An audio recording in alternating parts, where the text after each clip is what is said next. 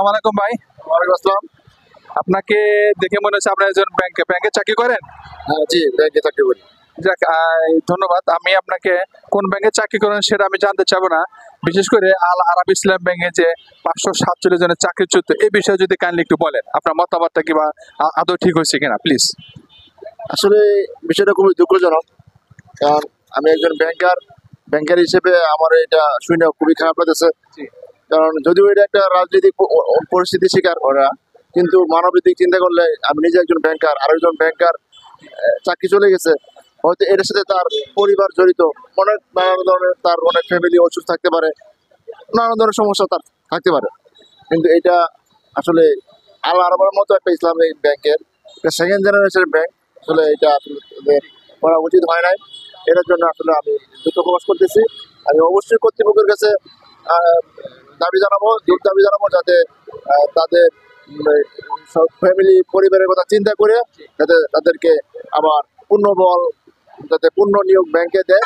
এই জন্য আমি অবশ্যই আমার ইসলামী ব্যাংকের কর্তৃপক্ষের কাছে জোর দাবি জানাচ্ছি। আপনাকে অসংখ্য ধন্যবাদ। আমরাও চাচ্ছি যেন এর একটা ভালোটা সমাধান হয়ে থাকে। ধন্যবাদ ভাই। ধন্যবাদ ভাই, আপনাকে ধন্যবাদ।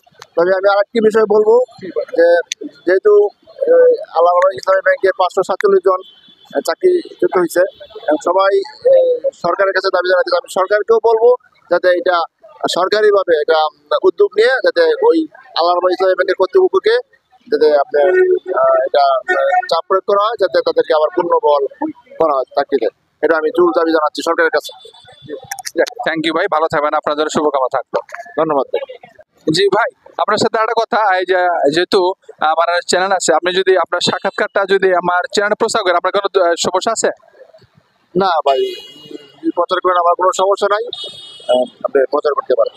Thank you. আমার চ্যানেলের নামটা কি জানেন? না, আপনার চ্যানেলের নামটা আমি জানি না, একটু যদি বলেন। আমার চ্যানেলের নাম হচ্ছে মাটির ব্যাংক চ্যানেল। আমি মাটির ব্যাংক নিয়ে চ্যানেলে আমি কাজ করি, এবং আমার চ্যানেলের কাজ মূলত হচ্ছে যে ব্যাংকিং নিয়ে একটু কথা বলে মাঝে মাঝে দেশের কোনো দুর্ঘটনা বা কোনো কিছু থাকলে সেখানে প্রচার করি। থ্যাংক ইউ ভাই, আপনাকে অনেক ধন্যবাদ। ধন্যবাদ।